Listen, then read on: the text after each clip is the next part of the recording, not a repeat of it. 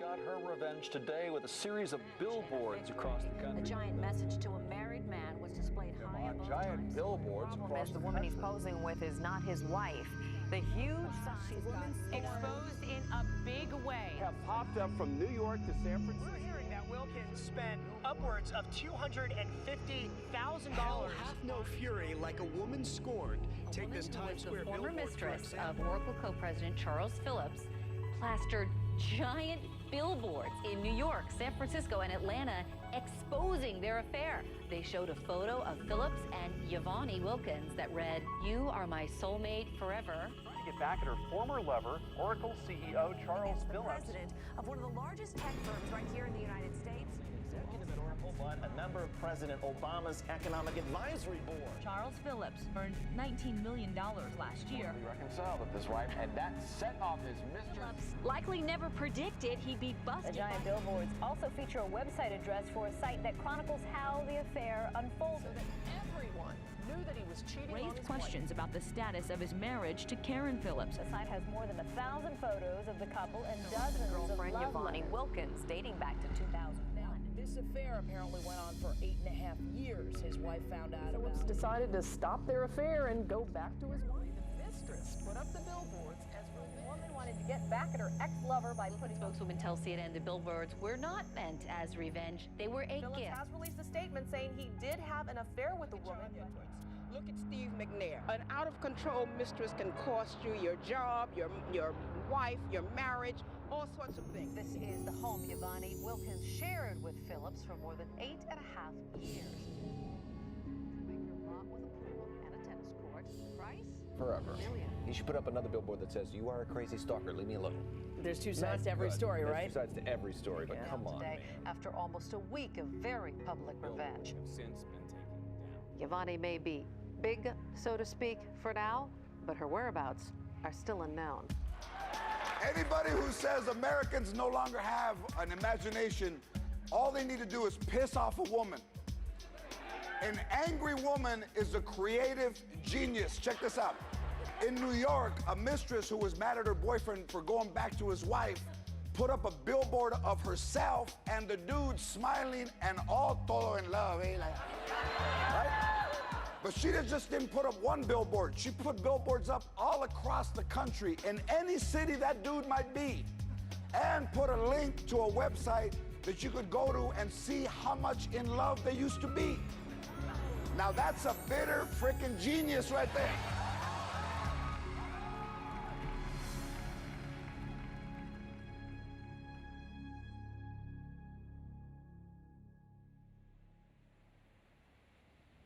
After the billboards went up, YaVaughnie Wilkins experienced a scathing media attack. People she had never met were publicly ridiculing YaVaughnie and speculating on the intimate details of her life. The truth is, no one knew very much about her.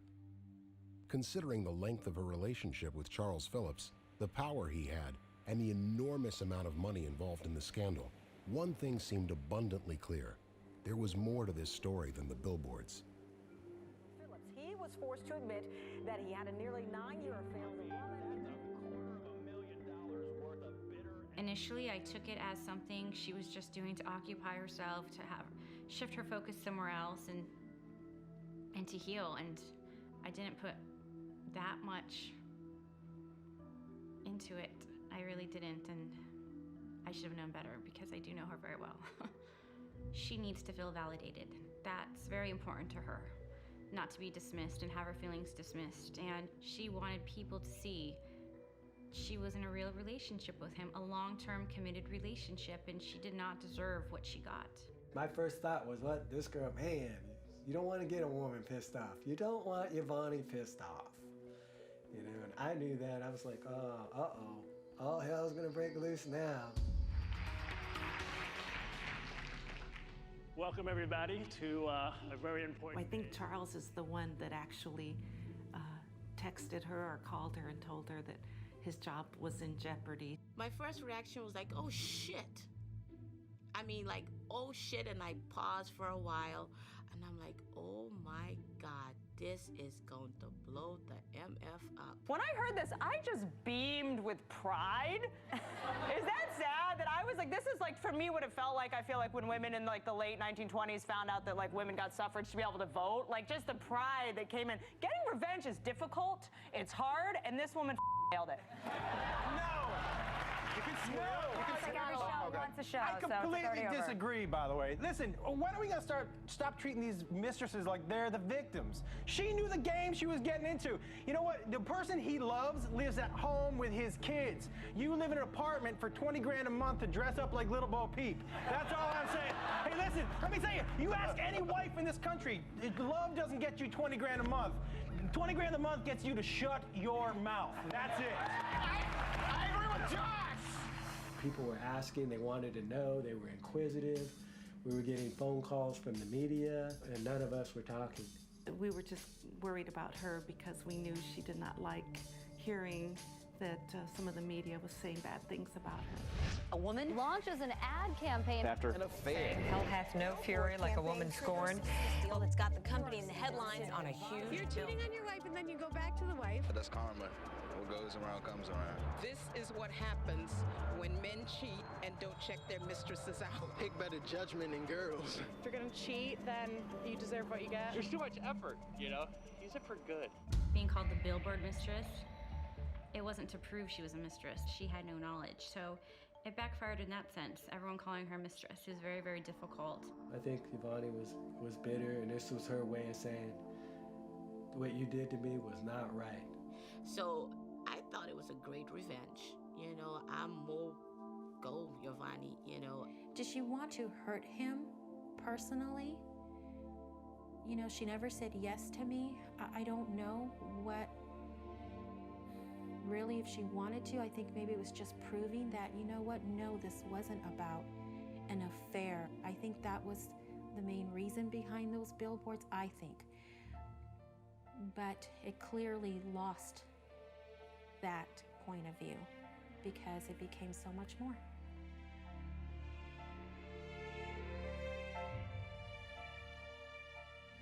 The reason I put the billboards up had nothing to do with revenge per se.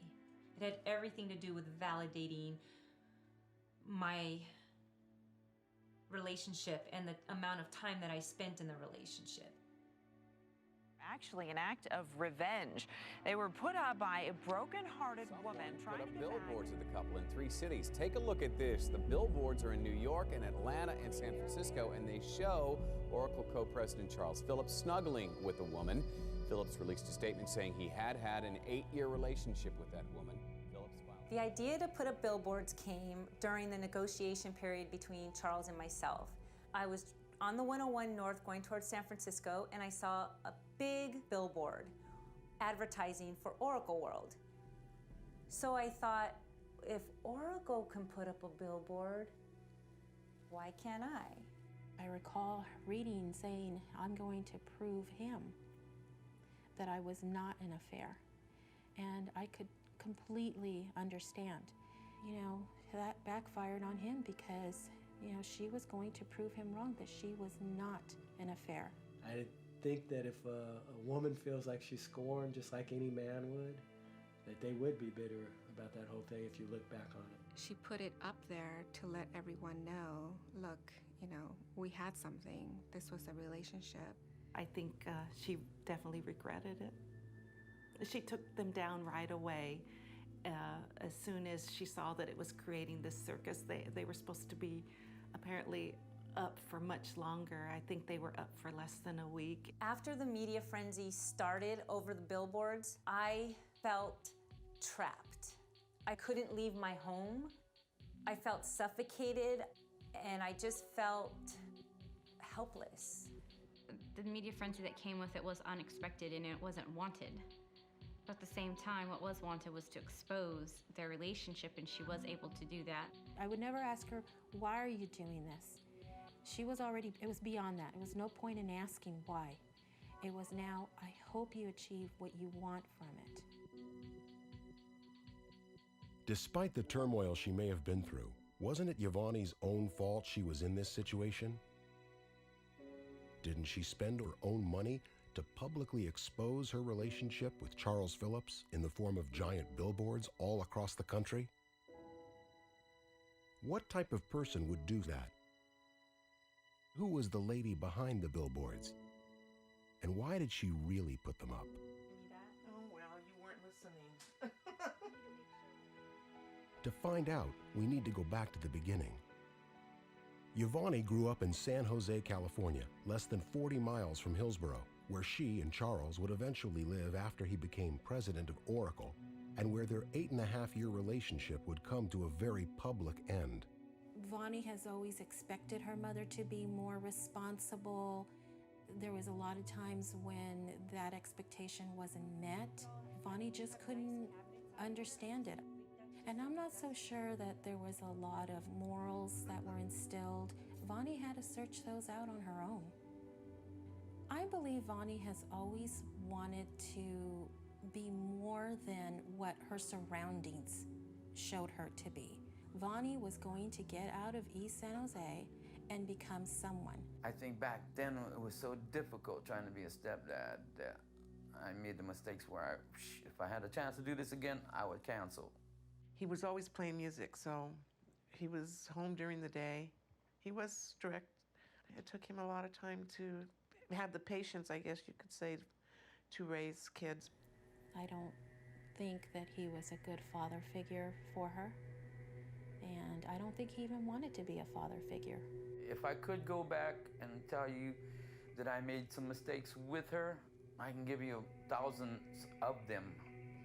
And she overcame whatever ugly decisions I made and everything I did wrong. Maybe the music made up for all the dumb shit, I don't know. Despite how much she disliked him, Jerry seemed to play an important part in YaVaughnie's childhood, especially in her love for music.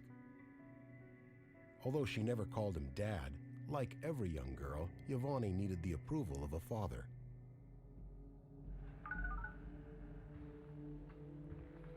You have 2 unsheard messages. Hey, gorgeous.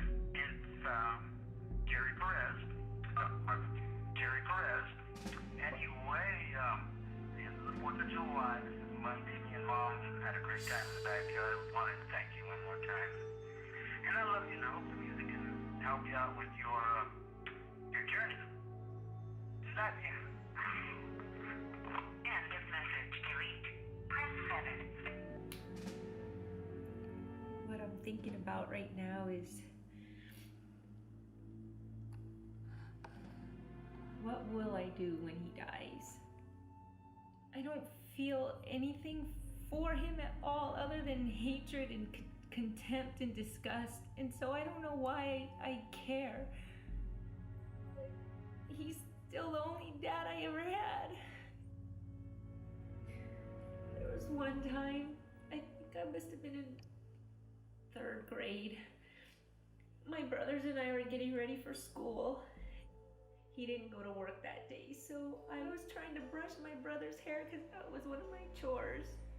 I was just brushing his hair really fast and I couldn't get the part on the side of his hair straight, and I knew that if my dad saw that my brother's hair part was crooked, my brother would get spanked with the stick.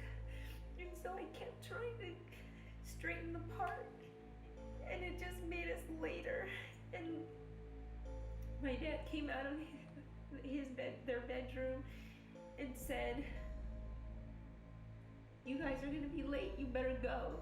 So I tried to push my brother out of the bathroom, and my dad just said, "You can stay here." And I just knew what that meant. And so I just started crying, and my brothers left because they didn't want to get whipped. So they left. And I was just crying in the bathroom. And my dad had the nerve to say, "What's wrong? Why are you crying?" And I said, "I just want to go to school." And he said, "Don't you want to stay here and make love to me?" And I just looked at him like, "What? What did you say?" And he caught himself because he just said nothing. So the person who can do that has the fucking balls to leave me a message saying, "Hey, beautiful, I love you. I'm just thinking of you today." Fuck you. Fuck you. You fucked up my life.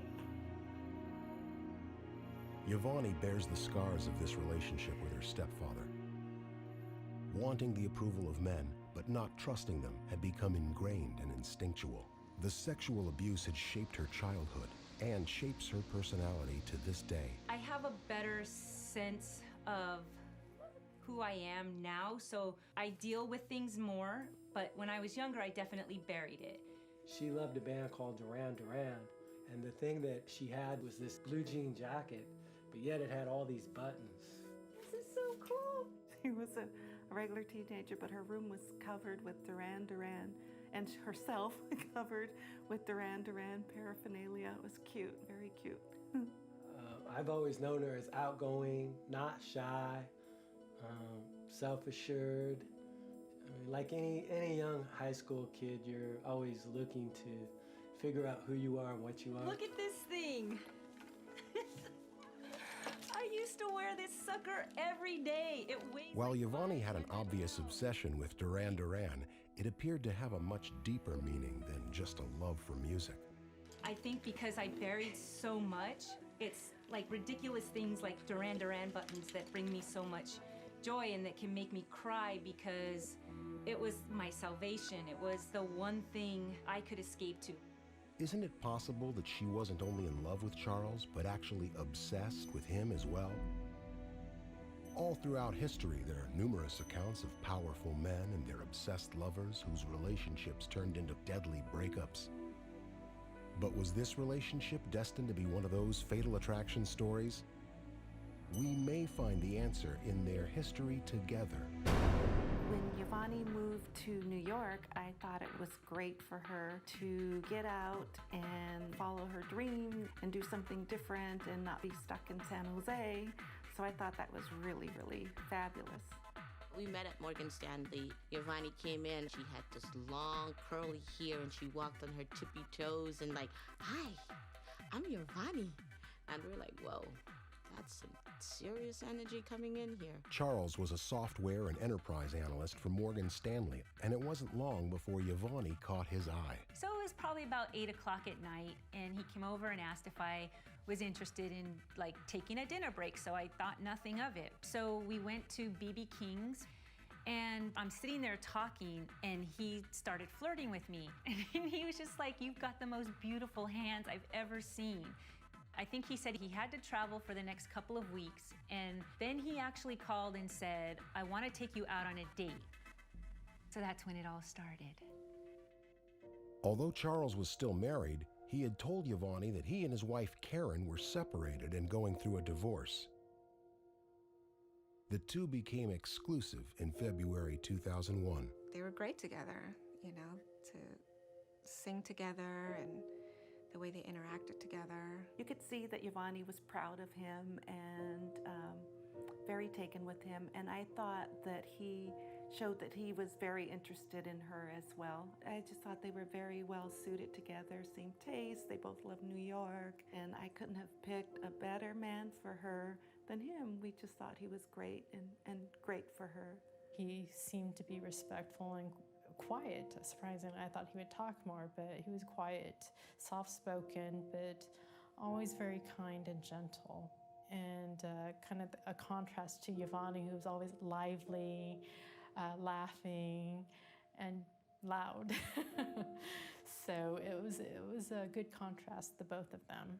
I looked him straight eye to eye, and he told me he wanted to marry YaVaughnie. I just remember thinking, wow, he's a really attentive boyfriend, because he was not only taking care of YaVaughnie and making sure she was okay, but her family and friends that she had there. And I just thought that was very attentive of him, and it made me happy to see she was with someone like that.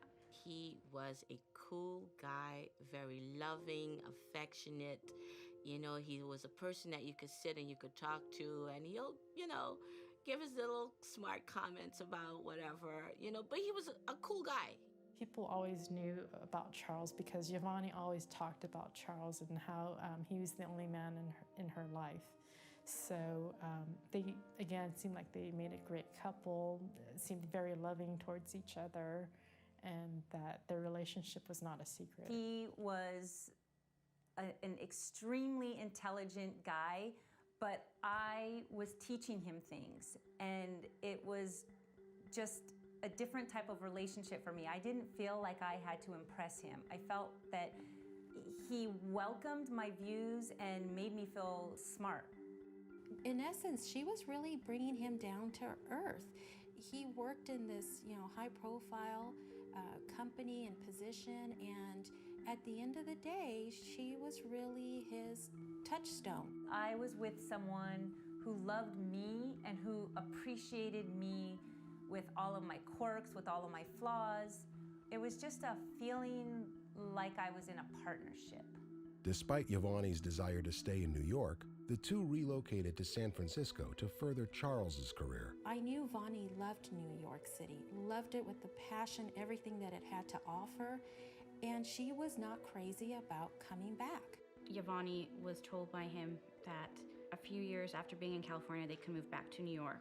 By the time Charles was asked to join Oracle by CEO Larry Ellison, he was well on his way to becoming a tech titan in a multi-billion-dollar software industry. I remember her telling me, I don't want to come back, but he's asking me to, and it was a very huge decision for her that I sure took a lot of time to arrive at in order to leave everything that she had established for herself in New York City to come back to the Bay Area. At first, it was great as could be. They traveled together, had fun with friends and family, and attended social and political gatherings all across the country. Everything seemed to be moving in the right direction. Charles went to great lengths to make sure YaVaughnie would not suspect he was lying about his marital status. In 2005, he confirmed part one of the divorce was final by holding an elaborate and expensive celebration at the exclusive Palmilla Resort at Los Cabos, Mexico. And once the couple moved to Redwood Shores so that Charles could be closer to work, YaVaughnie thought they'd be spending more time together. There was an instance in 2006 when I found his BlackBerry, and there was an email from Charles to his assistant, and the email from Charles asked, "Is it okay if I bring Karen?" And the assistant said, "Oh, of course." So they were making arrangements for an event on Larry Ellison's yacht for Oracle World. So of course I called him out on it right away, and his explanation was Karen is the PR person at Oracle. And I was just like, that's bullshit, you're lying. And he's like, no, look, let's go online right now. And he went online and he pulled up someone named Karen something that happened to work in the public relations department at Oracle. So of course I was like, okay, well, what about this? What about that? What about this? Like I just found a lot of things in the BlackBerry, and he was able to explain it away just that easily. In February of 2006, unbeknownst to YaVaughnie, Charles bought his wife a home just several blocks away. Although their relationship appeared to be growing stronger than ever, YaVaughnie was often left alone. She wasn't happy with the frequency of business trips Charles had to do for Oracle, as well as the time spent on prestigious boards from coast to coast. What would bring me back down to earth when I would get upset with him is coming to the realization that he was working so hard not to stay away from me. He was working as hard as he was working to be able to provide us with the most amazing life that anyone could ever imagine. He and I would not, as a couple, have the opportunity to travel to exotic places, to eat in the finest restaurants, to drink the finest wine. And so I had to appreciate him for the fact that he loved his job. She was very understanding and patient that it was all work related. He was on numerous boards, so it wasn't just Oracle, it was other things. But she had made a resolve with it. Not that she necessarily liked it. I know she didn't. She told me so. But she had come to terms with it. I did ask the guy, I says, how long were you going to be in this job where you're going to be traveling so much? Since you're the president, I always felt like he could control his time a little better rather than running around. He would tell her, don't worry, it's just gonna be another year and then I'm going to lighten my load. And so she would have that expectation that he set, and then he wouldn't follow through with it. Despite their time together sometimes being an issue, not much seemed to get in the way of their otherwise healthy relationship. They would continue to grow as a couple with dates, concerts, and their favorite hobby, karaoke.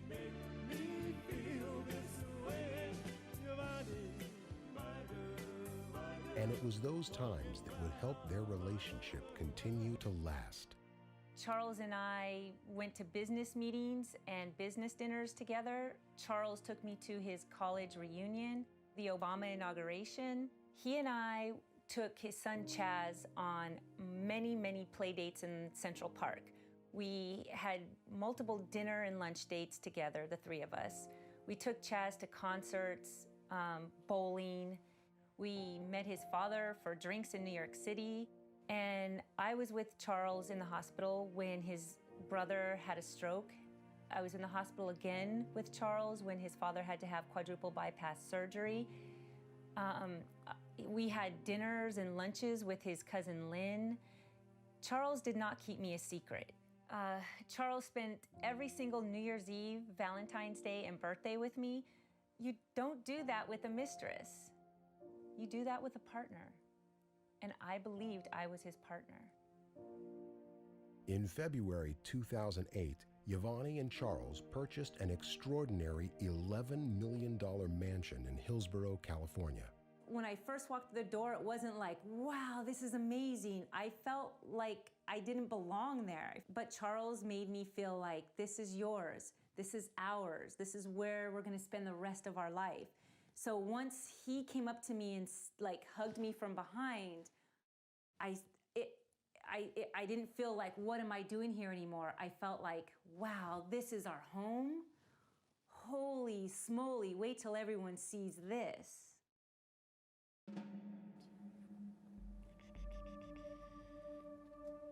A week after they purchased their new home, YaVaughnie received an anonymous email that would ultimately begin the downward spiral to the relationship's fateful end. Dear Karen, I am writing you because we have two things in common. One, Charles Phillips, and two, the possibility that he may have transmitted a disease to you. I was recently diagnosed. I am certain that it was transmitted from Charles. I am writing to you because I know he is a pathological liar and probably has assured you that you are the only woman that he has been with for a long time. And because you never doubted him, you don't use condoms. You should. I made the same mistake, and it has cost me dearly. Yes, I am angry, but I also have nothing to gain by exposing his lies. He has lied to you from the first day, and he is still lying to me about why he is not yet divorced. He is the one to bring up divorce and remarriage and living together. I was the reluctant party. We even discussed reversing his vasectomy so that we could have children. I thought he did not need to suggest it if he did not mean it, right? Manipulation, it is what he does. Do you really know why he is never home? He lives with me part of the time. He has an apartment with some woman in Redwood Shores and then goes to New York to stay with another woman at their apartment. He is splitting his time between at least 5 women. Be assured that when you are not with him on that business trip, someone else is. He does not like to sleep alone. He has literally gone from one bed to the other, with me on Friday, you on Saturday, and another on Sunday, with not one condom. He pretends to be so busy that I feel special that he has taken time to shower his precious attention on me. Sound familiar?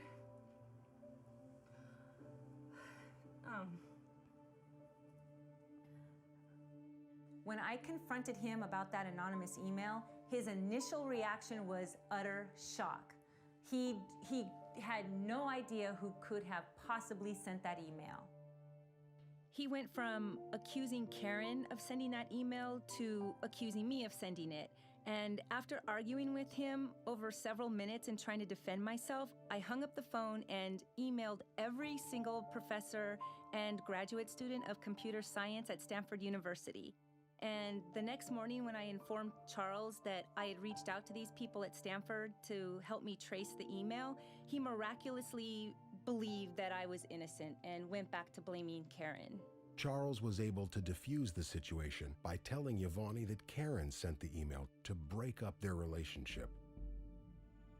They spent 20 days per month living together as a couple, but near the end of their relationship, it had dwindled down to just 10 days per month. If I had only seen him 10 days a month at any given year prior to us living in this 8,000 square foot mansion, I would have left. In fact, I did leave the relationship several times, or at least I tried. But as soon as as soon as we got into couples therapy, as soon as I got into personal therapy, as soon as I started thinking I could really marry this person, it's when he started doing things that made me question my decision. And it was literally the beginning of the end was March of 2009. She had been unhappy a couple of times before about his travel, but that was the first time that I realized that she was really serious about he had not cut back on the hours like he had told her he would. It seemed like he was going to 50 countries all the time.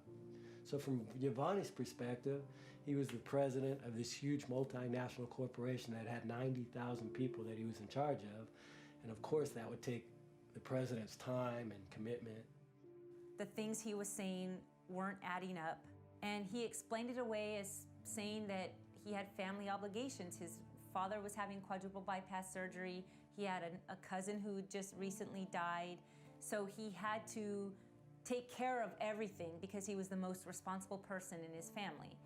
While a lot of that was true, I found out that it was much more than that. He was going through a very traumatic time in his life, and he would think that he would want to lean on me. He was leaning on someone. It wasn't me. And I needed to find out what was going on because things just weren't adding up. Whatever issue or problems that YaVaughnie was going through, I know that she wasn't just going to sit and take it. I know she would try and find out or look into it further. So it wasn't a surprise to me when she said she hired a private investigator, but it's what this private investigator found out that surprised me and I guess everyone else, including YaVaughnie. The private investigator came back with news that he was still married and that the homes that Karen had that was supposedly her own home was actually registered in their name. The private investigator gave her the information that stated he had a wife and had several other girlfriends. The private investigators that I hired in June came back and gave me information in August, and the information was on video, photographs, receipts. It was devastating, and once I received that information, the relationship was over. There was no way Charles was going to be able to talk himself out of that. It was really sad to hear that. I was angry, I was hurt because he had hurt her so much. It was just a tragedy. I had so much respect for Charles, which I completely lost after that. And I respected YaVaughnie even more. I remember her working out in the backyard on the barbecue on top of a granite countertop with her computer. And I went back there and I go, "Hey, YaVaughnie," and she's like, and you could just see the frustration in her face. And she's like going, "I hate this house." And so my thought was that the reason why she was frustrated was because of the things that were going on within the house. So I never expected that there was an internal problem within the family. So when that happened, I just just sat back and I just listened. It was me being the big sister now, me having that open ear and listening to her pain and just say, "Oh," and just keep saying, "Oh my God, I cannot believe this has happened." I was angry I felt really bad for YaVaughnie, but I was angry for her at the same time because she had devoted so much of herself with Charles. I mean, there was no other man in her life but Charles. In a way, I felt kind of cheated too, so it was like a big deception. I was hurt by it because, you know, we let him into the family and, you know, we cared a lot for him. We loved him too, like a family member. So yeah, you know, we were all very upset by it because, you know, we already saw him as family. It was just really devastating. It was something that I never expected him to do. You know, she had given up quite a bit in her own personal life.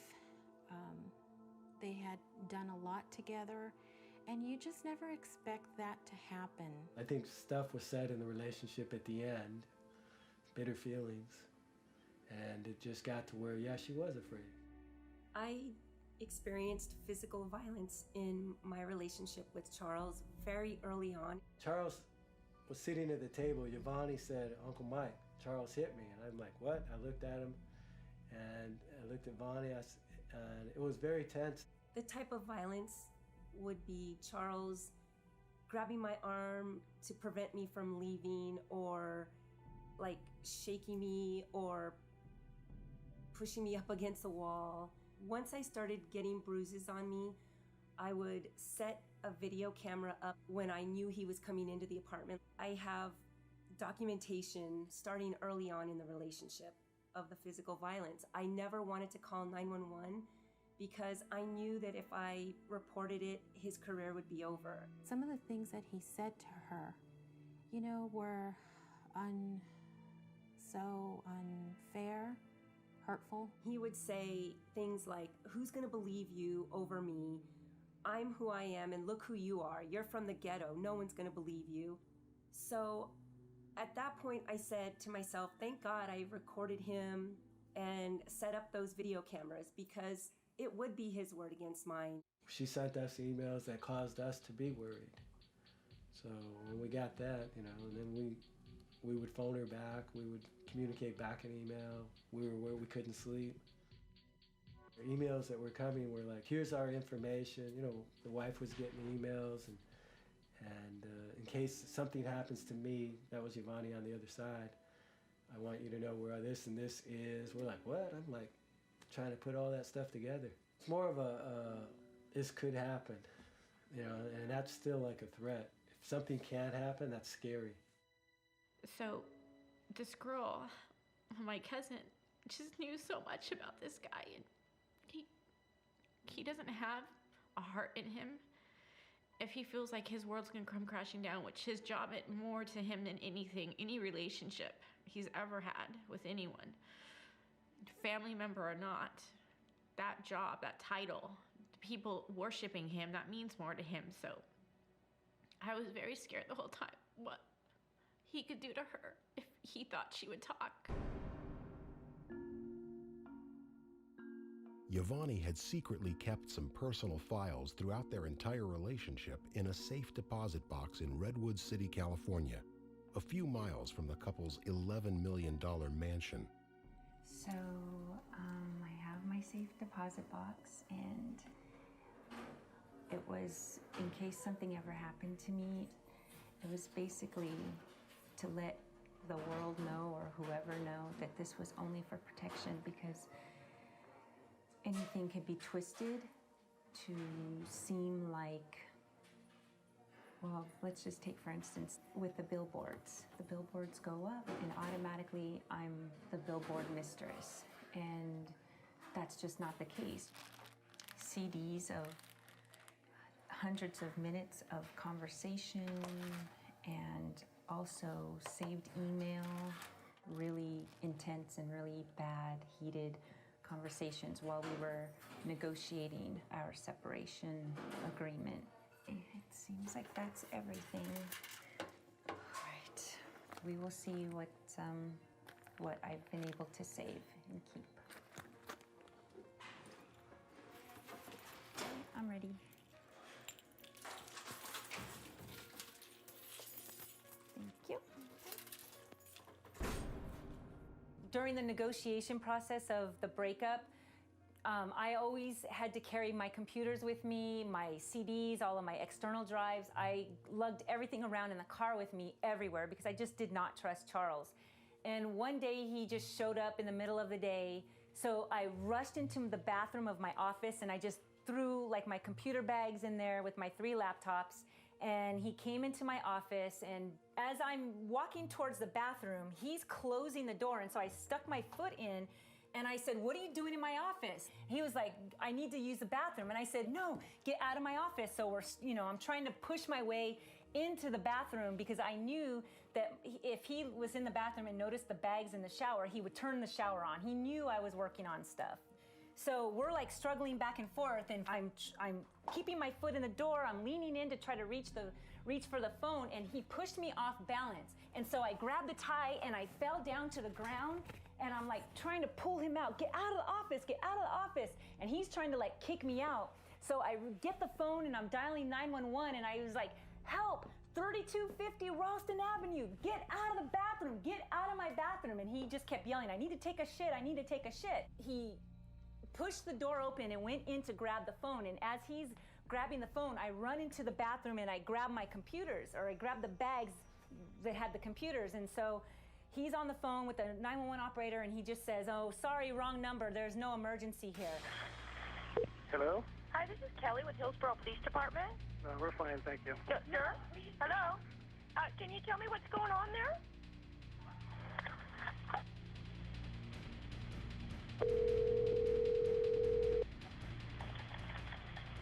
Hello? Hi, it's Kelly with Hillsborough Police Department. What's going on there? Nothing. Sorry. Okay, who are you? Yeah, I live here. What's your name? YaVaughnie. What is it? YaVaughnie. YaVaughnie? Yeah. So everything is fine. I accidentally called. I was calling 411. So how come you were screaming while calling 911? I was yelling. I wasn't screaming. Okay, why were you yelling that? Because I was yelling at the person that I was... Ma'am, what were you guys fighting over? It was a personal matter. What's his relationship to you? I don't want to give out any other information. Thank you. So the police come to the door, and I'm trying to tell them there's nothing going on, everything is fine. And so they said, "We can't leave until you tell us what happened." So I made up this big elaborate story. They left thinking that it was some guy in a white van that I was calling for help from. And I just ended up protecting Charles again. When they first broke up, I had responded to her that, in every relationship, there's a lot of give and take. Little did I know that she was giving a whole lot more. He was secretive, very secretive, and he didn't show his hand that much. You had to pull things out of him, But one of the things that we were sitting at a table for dinner one time, and it had the 7 sins. And 2 of the 7 sins, he said were good. I was like, what? They're sins for a reason. He said greed was very good. That stuck out in my head. I forgot, greed and lust, I think is what he said. They're both good. And I guess that was his way of giving me like a clue what he was all about. But she'd written in her email that Charles had described her as their relationship was an affair. That's hurtful when you spend 8 years with someone. You are not an affair. You are not a mistress. You try to not blame yourself, but it's very hard. It's very hard to not think about, what did I do to create this situation? Or what did I say or didn't say? What didn't I do enough of? So you go through all of those emotions, and the fact that he lied above all, that he lied. So then you start thinking back as to everything that he shared, how much of that were lies? What was true and what was a lie? And it really breaks you down. After finding out the truth about Charles's multiple relationships, YaVaughnie called it quits in August 2009. She was devastated and understandably angry. She still felt like he lied to her. She gave a lot of herself. She gave you can't get back the years she gave, probably 2000 to 2010 years in a relationship to find out that it was a hoax. The couple began negotiating a settlement. YaVaughnie decided to stay in the home they bought together during the nonstop negotiation process until they could come to an agreement that would satisfy both of them. I mean, it was a very long negotiation period, and people will think, why did she stay in that house if she was so scared or whatnot? But she really protected herself. She had cameras, video wire on her all times. She kept me updated, and I would come by, always unannounced, just to show up so he knew people were there. And she couldn't leave that house because she needed her settlement. If she left, there's no way he was going to negotiate or settle with her. The settlement was finally agreed upon in November 2009, and after receiving an undisclosed amount of money, YaVaughnie left the house. YaVaughnie understandably needed space and time to heal and decided to start over in Southern California. I always said there's no way in hell I will ever live in Los Angeles. It's just not me. It's too Hollywood and too glamorous and too focused on looks, and that's just not the type of person I am. YaVaughnie had come a long way since their breakup. She had worked hard to get where she was. I'm putting all of the resources into the patent and was currently working on getting a patent approved. Yeah, I got one of the logos I started working The business was also allowing YaVaughnie to get her identity back. After putting so much time and energy into her relationship with Charles, she was playing catch-up. So this thing that I'm patenting is going to revolutionize air fresheners. I'm not patenting the scent, I'm actually just patenting the mechanism that's holding the scent. And what's really difficult is the cost. Just to start a production of 1,000 parts can cost like $15,000 to $18,000, and I told Tony there's no effing way.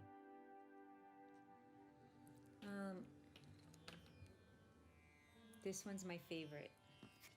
Just based on our last meeting, the cost for something that's going to be disposable is outrageous. I've gotten quotes from 2-3 different places already, and just a lot of the manufacturing work I've done throughout my career, it's the same. It's just molds. This is getting crazy out of hand. 1,000%.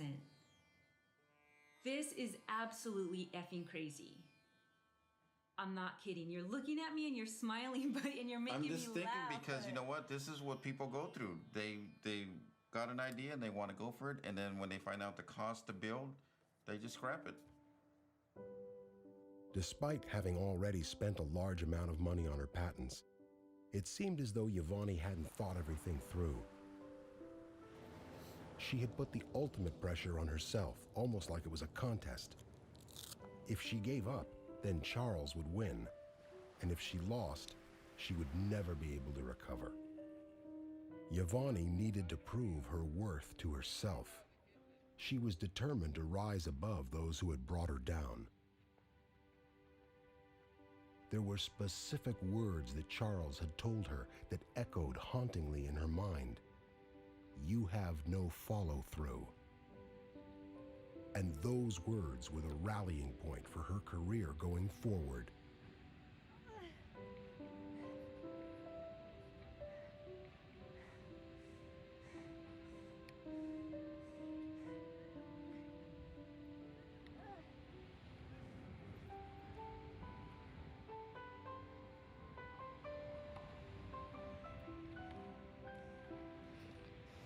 It's just all follow through.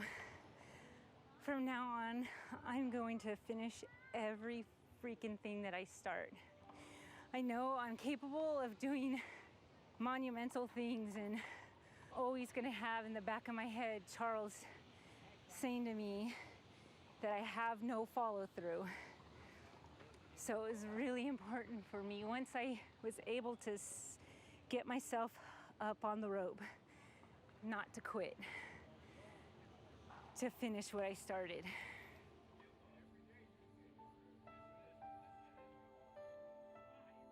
Unfortunately, the world had a way of reminding YaVaughnie what she had lost. She was asked by her cousin Michelle to be the maid of honor in her wedding. looks beautiful on you. Oh, that's sweet. Misha and Seth, take time to enjoy each other, spoil each other, laugh, love, and appreciate each other. Here's to many, many years together. Love you both, Thea, Annie, and Uncle Jerry. And it's like a pretty princess dress.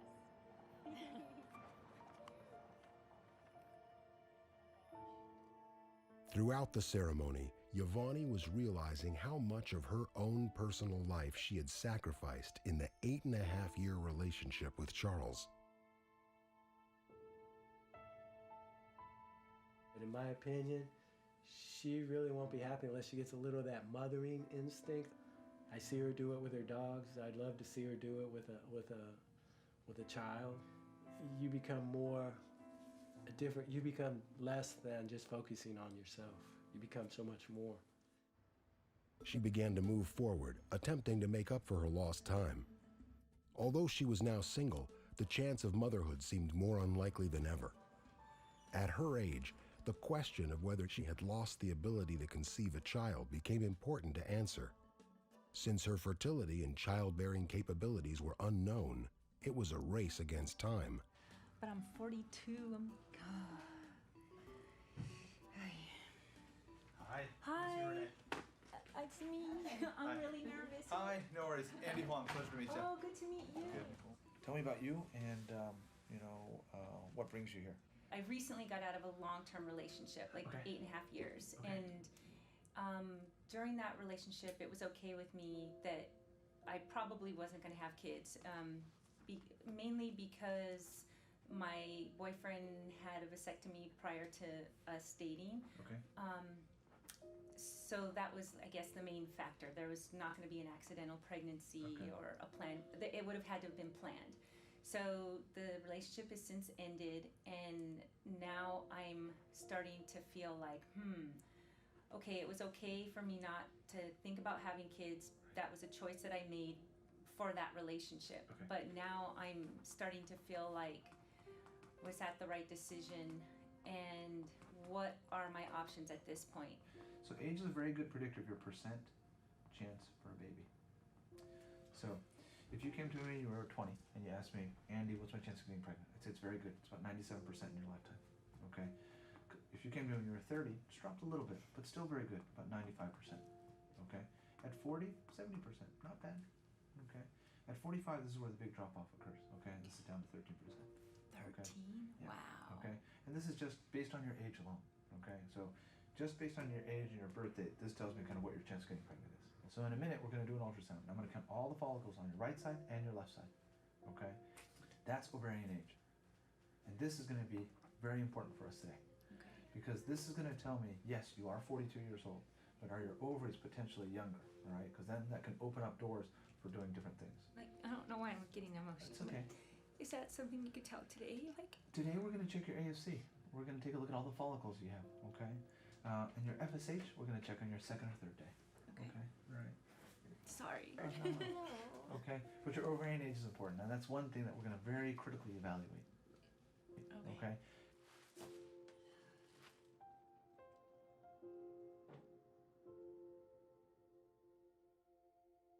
YaVaughnie's patent was materializing.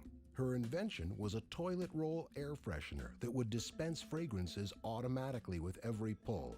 The design had already been finalized, and it was time for her to make a prototype. I feel like I'm going through these roller coasters, and I need to get used to having so much responsibility. I've had it pretty easy considering what I'm about to put myself through, so I just have to get used to not getting stressed out and doing whatever I can to mold it into something that's easier to swallow. So that's my challenge. I need therapy and a drink. Things were progressing with her patent. But more importantly, YaVaughnie was finally letting her friends back into her life. It's been a long time since we all been together, and I miss hanging out with you guys on a regular basis. I just want to thank my girlfriends for being here for me and being patient and not hating me and not being really upset that I didn't reach out and return your calls and return your emails when you were sending them to check up on me. I just needed that space.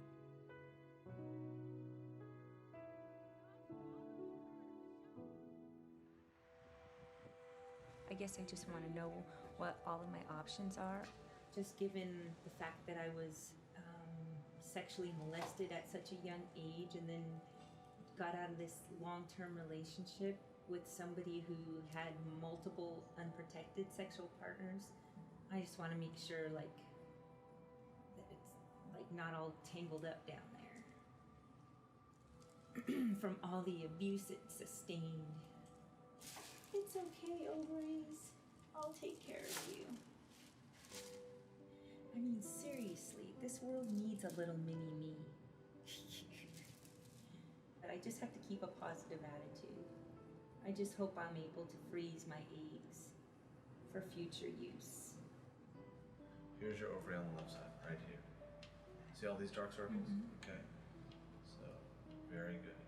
All right, have a lot. Again, so even better than I saw you before. Beautiful. 15 follicles altogether.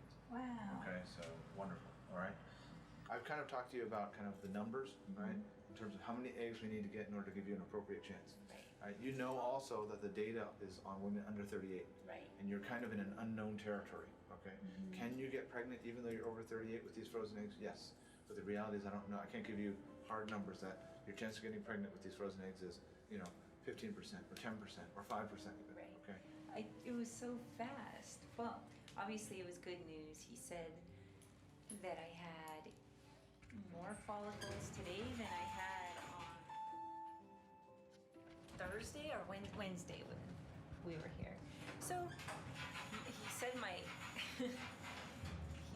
ovaries were looking good.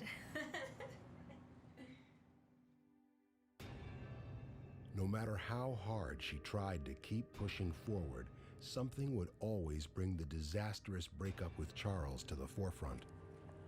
There's a car always sitting at the edge of the alley across the street from mine. Come on, dogs.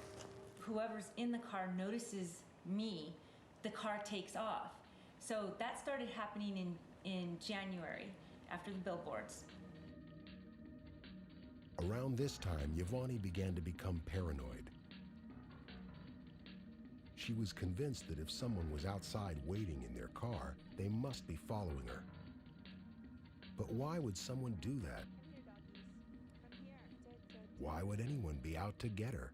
The next day I came out and the very same vehicle was sitting here in the same spot. And this went on for about 4 weeks, every single day. So at that point I started thinking, okay, Charles must have someone following me or Karen must have someone following me. But after a while, it continued. The same guy kept coming back. He stayed all day for weeks on end.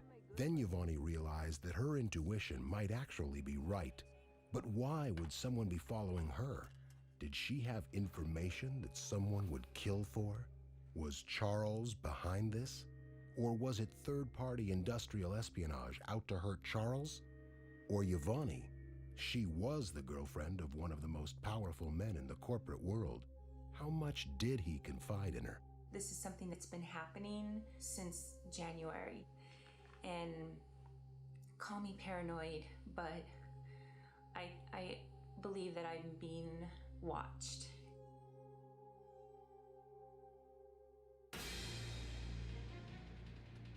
Although YaVaughnie had taken great strides to move forward with her life, she couldn't get past the mysterious men outside her home.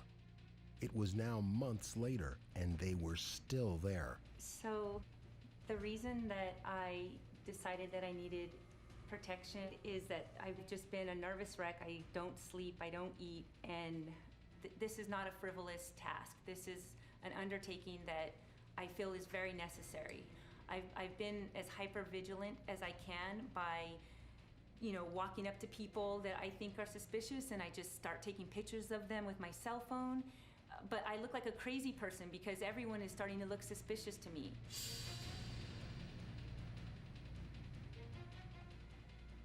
Basically, we'll be doing counter surveillance, and like I said, any potential threat that comes on foot or by car or whatever, we're going to be there to intercept it. So You just need to start relaxing at this point and understand that you're being taken care of, and we'll start moving forward.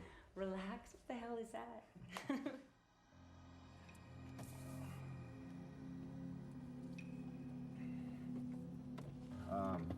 I was gonna come back over to your work. Yeah, no, he went to your garbage cans just to the right of the gated garage, and then he lifted it up. And when I called over to him, he just put the lid down on the trash can and kept walking down the other street leading towards the other side of the alleyway. And that's when this guy went to pick him up, and now they're back in their original spot again. So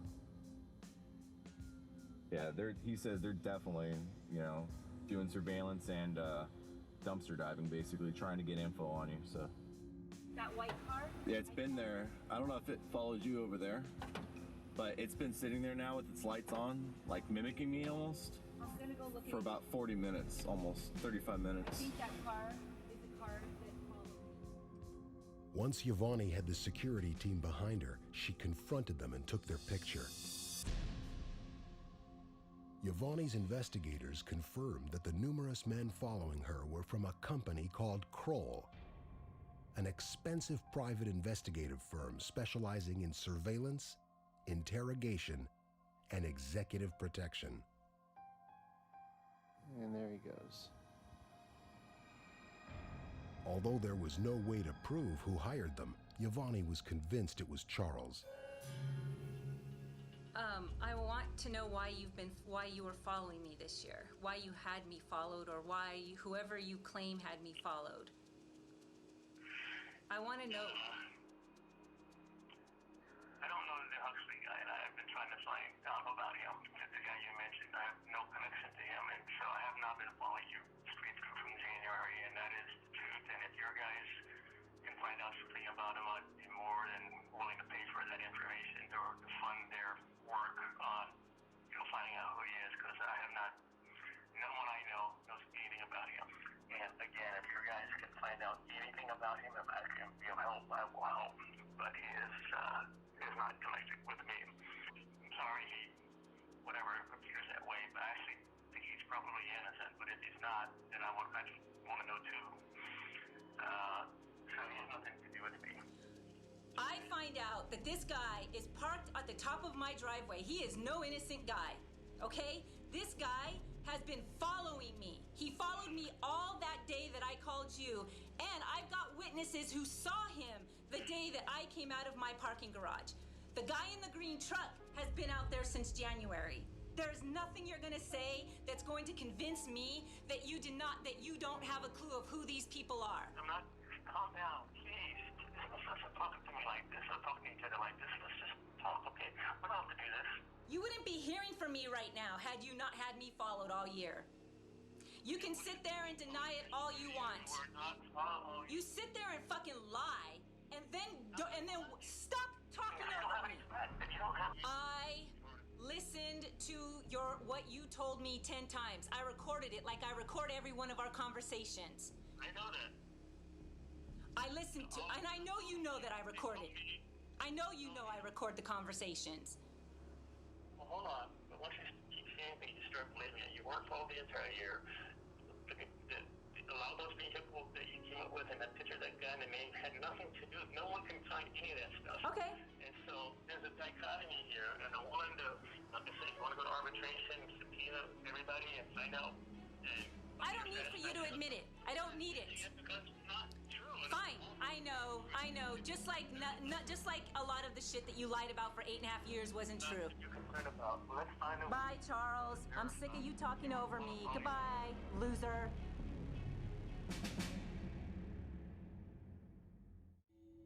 The relationship had been over now for more than a year, and YaVaughnie was no longer interested in protecting Charles.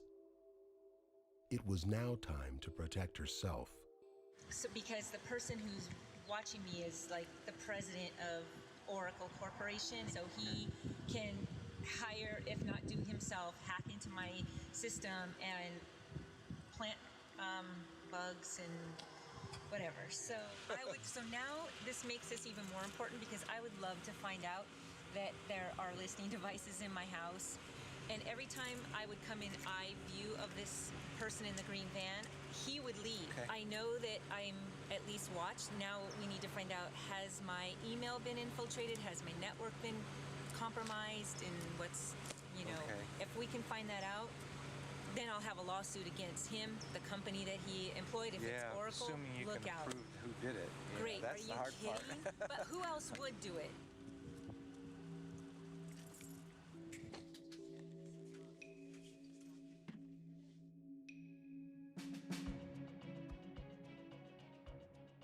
I work for a very high-profile executive protection firm. I do electronic countermeasures, which means checking for bugs and wiretaps. Look for anything that might be standing out, any high-frequency signals, hidden cameras that they aren't aware of, that type of thing.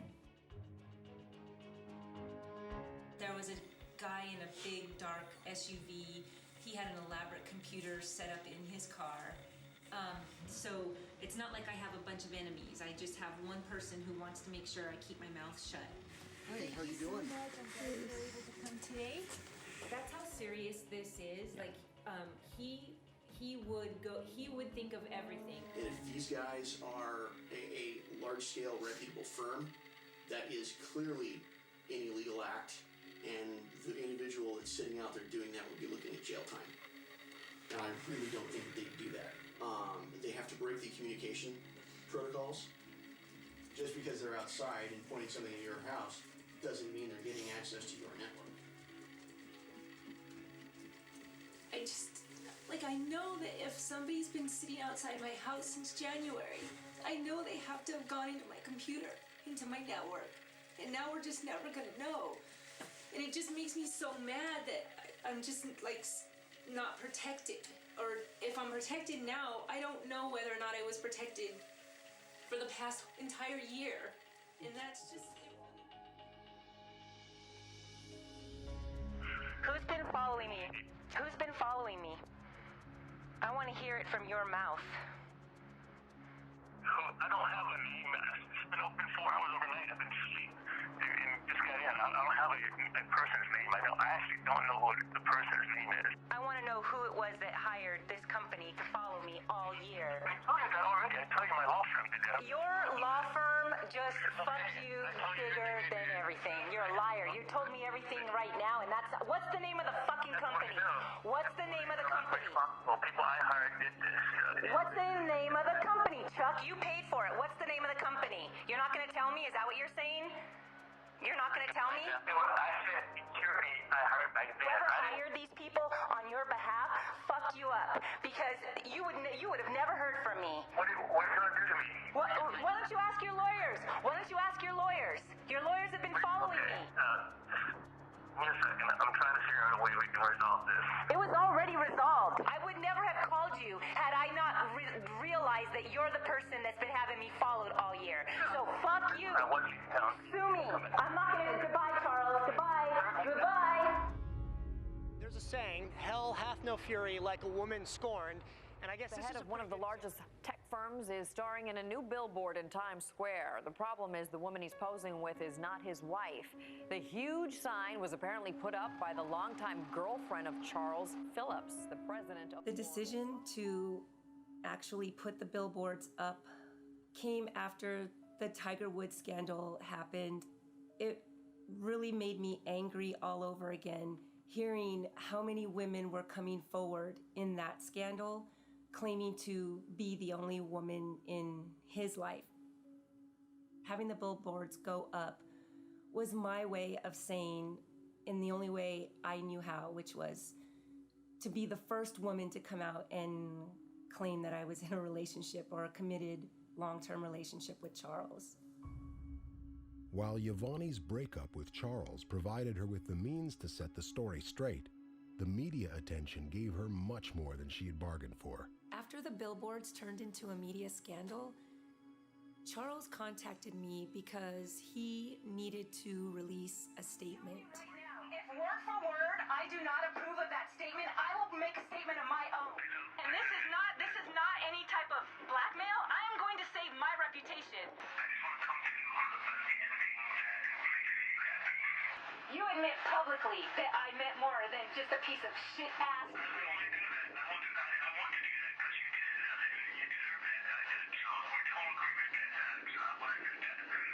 Charles and YaVaughnie entered into yet another contract.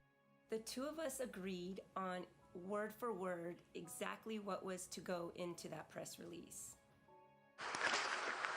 Yeah. I acknowledge that you're sharing this relationship with YaVaughnie Wilkins. It's very true that when she was not a mistress, I had initiated divorce. Relationship with Wilkins has ended, and we both wish each other well. Perfect.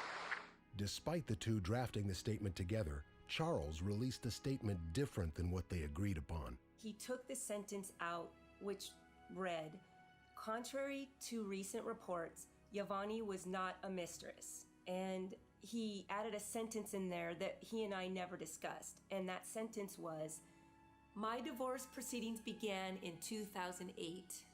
As far as I was concerned, or as far as I was led to believe, he filed for divorce 6 months prior to us dating in 2001. And in 2004, part 1 of his divorce was final, and part 1 was that the marriage was dissolved. It took another 3 years before part 2 was finished, and part 2 entailed the financial agreement, the child custody agreement, and the child support. So him releasing that press release made it seem like from 2001 through 2008, I was in a relationship with a married man, when in fact, I knew that he was divorced. I would never have been in that relationship that long if I knew that he was still carrying on a relationship with his wife and having relationships with these other women.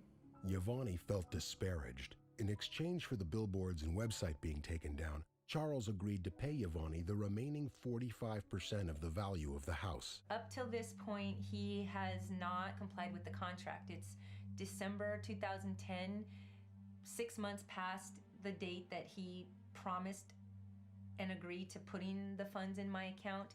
So I am going through all of my audio tapes to give to my attorney to determine whether or not I have a case against him. So I did not pursue him until I found out he was having me followed all year. My attorneys and the investigative firm that I hired came back and told me that the car that's been sitting outside my home since January of 2010 is a hired investigator from a company that Charles hired. Game on.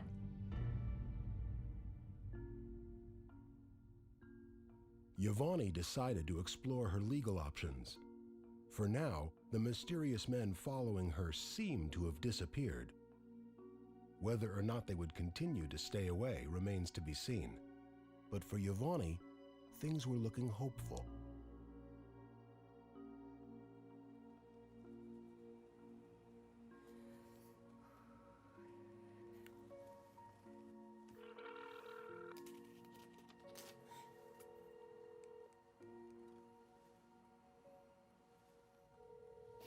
Please answer. Uncle Tony? Okay, so I'm a little bit nervous. I'm crying a little bit, but I just opened up an email from the patent attorney, and it's official. We're inventors. We have a serial number and a patent pending number, and we did it. We can mass produce we can do it now. Wow. I'm so excited. Oh my gosh, I can't believe it. This is so exciting. Oh my God. If anyone goes to a patent office and looks up our names, we're gonna be inventors. We're on file as being inventors.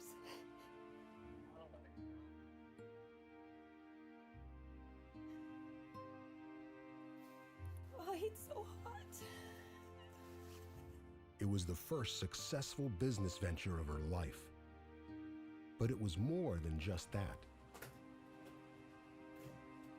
The invention was a symbol of her ability to overcome the obstacles in her life that had always kept her down.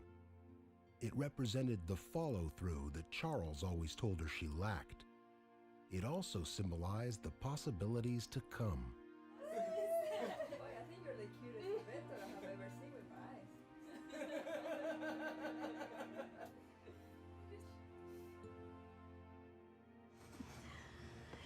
Should I make a fist or something? Yes. YaVaughnie was going to continue with her fertility trials. Unfortunately, this was a part of her life where she had no control over the results. Your ovaries look great. Nice and synchronous, okay? You're going to be on a regimen where you're going to be on shot twice in the morning and twice in the evening. Okay? You're going to be fine. Okay. Okay. This is nothing compared to what some people have to go through. I would much rather be doing this than have to live through Hurricane Katrina. So just suck it up. Just suck it up. 1, 2. Oh, wait. Okay, people do this every day. Just do it. 1, 2, go.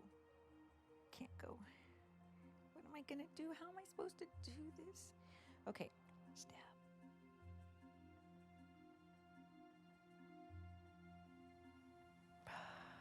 Did it.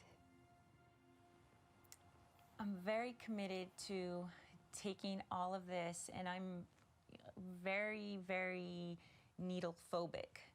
And I know that for me to be going through all of this, I'm admitting to myself that that it really wasn't okay with me to give up that womanly instinct to be a mother.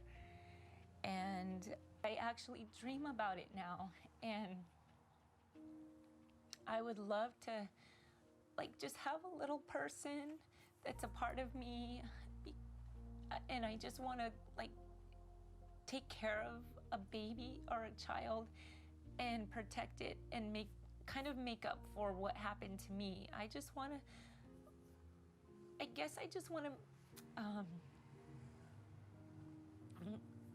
just make up for the mistakes that happened in my life when I was a little kid. And I kind of feel like it's not necessarily my responsibility, but something that I need to do to, I guess,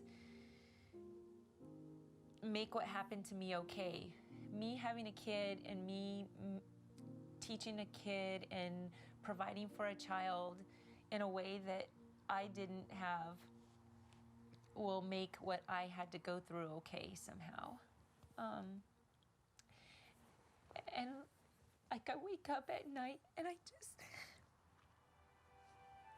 there's this little girl. I don't see her face. I just see her hair and her little hands and her little dresses and her little bows in her hair, and I just see her running and skipping and just full of life and full of happiness. And so when I'm going through this, I'm saying 1, 2, 3, follow through, 1, 2, 3, follow through, but really it's I just see this little person that I hope will one day come into my life. And I still can't even imagine what that joy will be like. Everyone always says you just have no idea what life is until you have kids. I still, I can't fathom what it would be like, because I still feel like it would be a burden to have the responsibility of protecting and raising a child. But,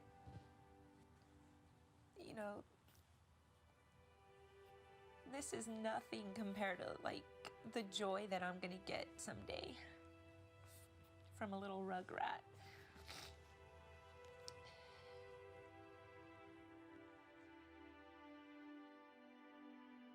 YaVaughnie has come a long way since the breakup. She is now the CEO of 4 separate companies, and her patent is officially in production. She's worked hard to get where she is, but unfortunately, some things YaVaughnie still has to leave up to chance.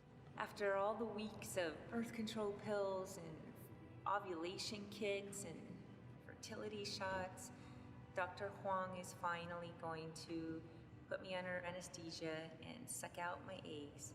throw them in the freezer, so that when I'm ready to get pregnant, I'm going to be using 42-year-old eggs as opposed to, who knows, 60-year-old eggs.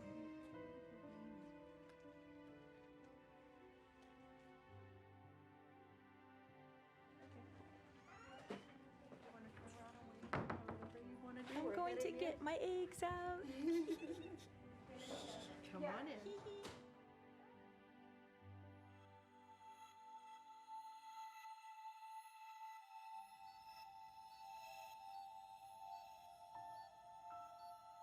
The lucky number is 13. Yay! Very nice. Very nice. We got more than a dozen. Exactly. All right, my dear. How about sitting up?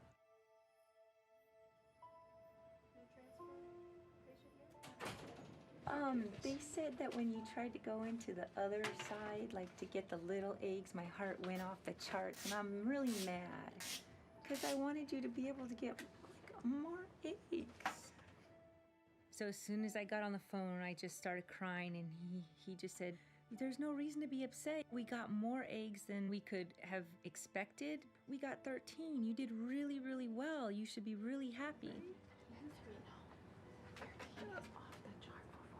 Okay. 13 is off the chart. It's awesome. Someone my age, you know, there's just not a lot of data out there on what the outcome could possibly be after all of this. He even said to me, when I get somebody in here in their 40s, they're trying to get pregnant.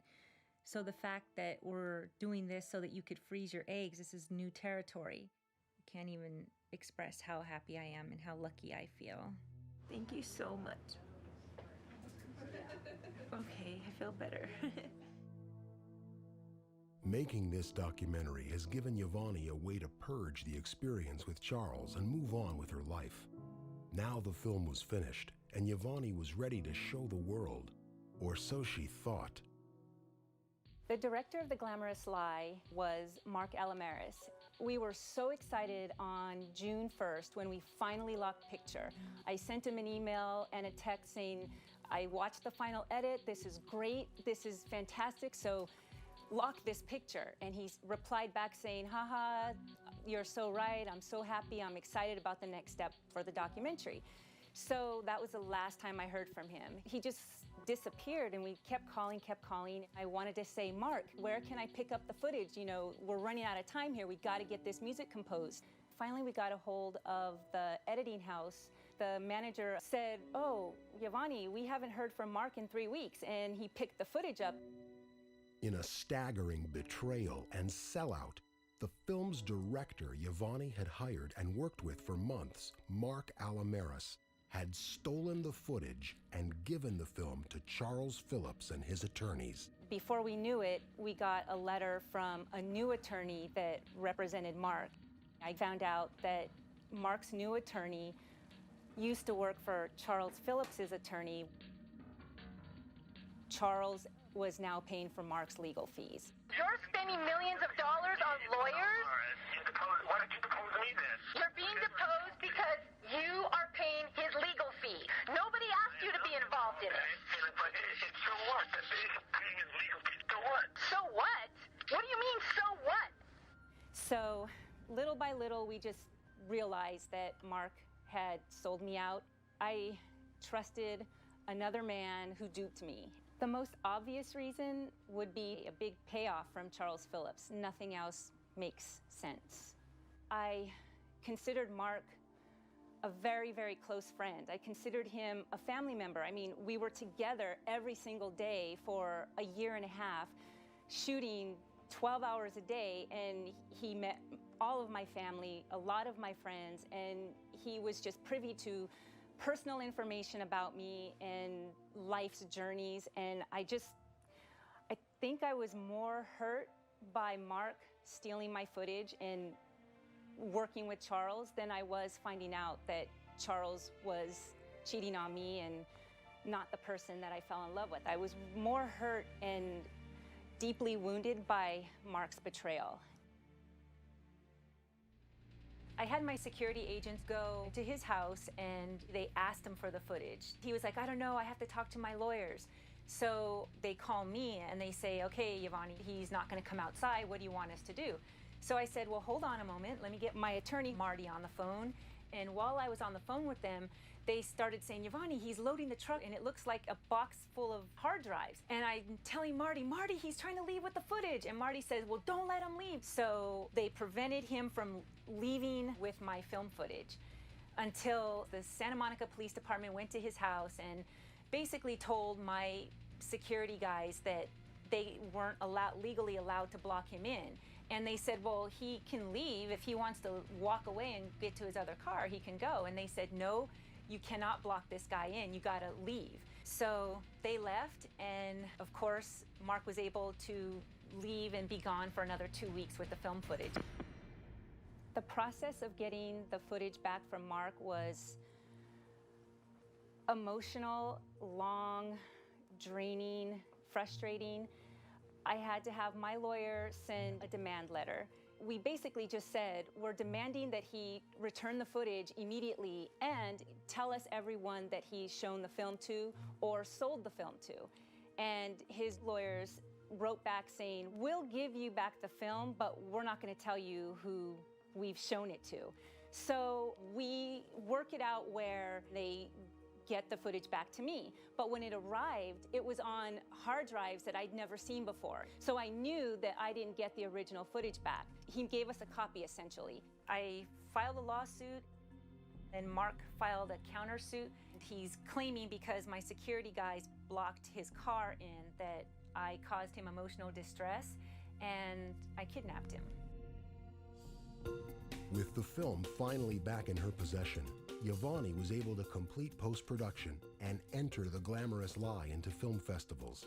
Audiences could finally see the film and judge YaVaughnie's story for themselves. The moment I found out we got into the Harlem Film Festival was one of the happiest days the past 3 years. We had been accepted to 6 other festivals before we got word on Harlem, but Harlem was more important to me because it's a New York Film Festival. I feel New York is my home. We were able to work it out where we got screened at Harlem before the other 6, so we made Harlem our world premiere. And I was so excited leading up to this day. I contacted old friends, I contacted media, and tried to get as many people as I could to attend this festival, because up until then, I haven't spoken to anyone about the whole billboard situation. As soon as I land in New York for the festival, I get this email from my PR team that said, urgent, Charles is trying to stop the festival. What Charles Phillips did was he had his lawyer, Lisa Bloom, send a letter to the festival and the theaters. Not only did Charles have his lawyers send a cease and desist letter to the offices, but he had his private investigators locate the home address of the directors of the film festival. The director told me that he got home into his secure building and found underneath his door a letter, a FedEx package from Lisa Bloom's office, basically threatening them. The demand to cease and desist from any and all screenings of Glamorous Lie to whom it may concern. If they screened my documentary, they would be sued. The director recognized Lisa Bloom's letterhead, and he was like, oh my God, these people are sending, how did they find out where I live? I can't believe this. He said, we're gonna screen your documentary no matter what. Please be advised that Mr. Phillips intends to hold you legally responsible to the fullest extent of the law, including instituting litigation against you and any appropriate individuals. This letter is not intended as a complete recitation of Phillips' rights and remedies, all of which are expressly reserved. Enjoy the film. I think he's sending the cease and desist letters because he's told a lot of people a lot of different stories. And I believe that in me finally talking and getting out my version of what happened between the two of us, he's going to have to answer to that. If, according to his lawyers, everything in my documentary is a lie, what I want to know is, why haven't they sued me? They've had the footage and the documentary for over a year. They knew we were entering into film festivals. They've never sent me a cease and desist letter.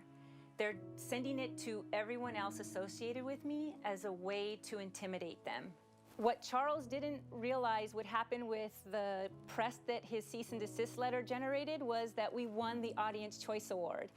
And the criteria for that was we generated the most press out of the 61 films. We had the most intense Q&A session that they'd ever had in their history, and the fact that people were coming in for the next 2 days asking to see The Glamorous Lie. The documentary really isn't about Charles, it's about my life. So more than anything, it's my First Amendment right to tell my story.